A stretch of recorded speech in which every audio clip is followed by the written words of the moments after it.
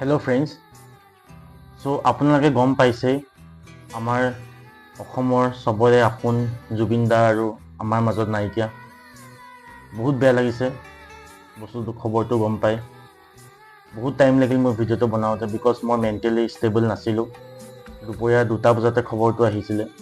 এতিয়া ৰাতি 11:30 বাজিছে মোৰ বহুত টাইম লাগিলে নিজক ষ্টেবল কৰোঁতে এই ভিডিঅ'টো বনাওঁতে সো ভিডিঅ'টোত মই আপোনালোকক এইটো নকওঁ যে কি হ'ল কেনেকৈ হ'ল সেইবিলাকে আপোনালোকে টিভিত দেখা পায়ে আছে চবেই কৈ আছে যে কাক কাক ধৰিব লাগে কি কৰিব লাগে CBI এনকুৱাৰী হ'ব লাগে কেনেকৈ হ'ল সেইবোৰ মই ক'ব নাযাওঁ মই ক'ব বিচাৰিছোঁ যে জুবিন দা মোৰ কাৰণে কি আছিলে জুবিন দাৰ মই বহুত ডাঙৰ ডাই হাৰ্ট ফেন আছিলোঁ সৰুৰ পৰাই জুবিন দাৰ যিমান ফাংচন হয় কেতিয়াও মই মিছ কৰা নাই আজিলৈকে যিমান মই য'তে আছোঁ মই দিল্লীত আছিলোঁ বেংগলোৰত আছিলোঁ মই নগাঁৱত গুৱাহাটীত জুবিন দাৰ ফাংচন যেতিয়া মই থাকোঁতে হৈছোঁ আছে মই জুবিন দাৰ ফাংচন আজিলৈকে কেতিয়াও মিছ কৰা নাই জুবিন দা মোৰ কাৰণে তেনেকুৱা এজন ব্যক্তি আছিলে জুবিন দাৰ কথা আপোনালোকে এটা সৰু এটা জুবিন দাৰ মই কাহিনী এটা কওঁ ভিডিঅ'টো অকণমান লম্বা হ'ব শুনিব ভাল পাব আপোনালোকে জুবিন দাই এবাৰ এখন ফাংচন কৰি আহিছিলে ফাংচন কৰাৰ পিছত জুবিন দাই ৰিক্সা ল'ৰা এটাৰ লগত ওচৰত গ'ল তাৰ পৰা বিড়ি লৈছে বিড়ি লৈ পেলাই বিড়ি খাইছে ৰিক্সাৱালাটোক কৈছে যে 100 টকা এটা দেচোন মোৰ তাত খাবলৈ পইচা নাই ৰিক্সাৱালাটোৱে হাঁহি পেলাই জুবিন দাক কৈছে যে সেই কি কয় আপোনাক ইমান ডাঙৰ মানুহ আপোনাৰ ওচৰত পইচা নাই নে জুবিন দাই ক'লে নাইকিয়া আজি কনচাৰ্টটোত 7 লাখ টকা পাইছিলোঁ অনাথ আশ্ৰমৰ পৰা মানুহ আহিলে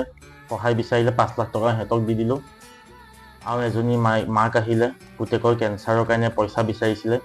তাই 2 লাখ টকা দি দিলোঁ পুৰা 7 লাখ টকা গুচি গ'ল তো জুবিন দা এজন তেনেকুৱা ব্যক্তি আছিলে নিস্বাৰ্থ একো ইমান ষ্টাৰডাম পাওঁতে কেতিয়াও অহংকাৰ নাছিলে এতিয়া আপোনালোকে ভিডিঅ' দেখিছে ছিংগাপুৰত যেনেকৈ মৃত্যু হ'ল অসমীয়া মানুহখিনিৰ লগত তেওঁ ইয়াত গুচি গৈছে তেওঁ একো অহংকাৰ নাই যে মই ষ্টাৰ হয় মই কিয় যাম চ' জুবিন দা এজন কেতিয়াও দ্বিতীয় হ'ব নোৱাৰে কেতিয়াও ভবা নাছিলোঁ যে ইমান সোনকালে তেওঁ আমাক এৰি থৈ যাব মোৰ এটা সপোন আছিলে মানে জুবিন দা আমাৰ দূৰৰ ৰিলেটিভ হয় ত' মোৰ ফেমিলি চবেই জুবিন দাক লগ পাইছে আৰু জুবিন দাক লগ পোৱা ইমান টানো নহয় খাৰগুলিত গ'লেই অলপ ৱেইট কৰিলে জুবিন দাক লগ পোৱা যায় কিন্তু মই জুবিন দাক কেতিয়াও লগ কৰা নাছিলোঁ মোৰ এটা আছিল যে কিবা এটা হৈ লওঁ নিজৰ এটা পৰিচয় কৰি লওঁ তো জুবিন দাক ভালকৈ 1-to-1 লগ কৰিম চ' কেতিয়াও ভবা নাছিলোঁ যে জুবিন দা এনেকৈ ইমান সোনকালে এৰি থৈ যাব ভাবিছিলোঁ সপোনটো পূৰা হ'ব এদিন চ' সপোনটো সপোন হৈ ৰৈ গ'ল আৰু জুবিন দাক কেতিয়াও দেখা নাপাম লগ নাপাম চ' মোৰ এইখিনিয়ে ক'ব লগা আছিলে চ' গোটেই অসমবাসীয়ে যাতে তেওঁ পাহৰি নাযায় তেওঁ নিজৰ মাজত সদায় জীয়াই ৰাখে এইখিনিয়ে আছিলে জয় আই অসম জয় জুবিন দা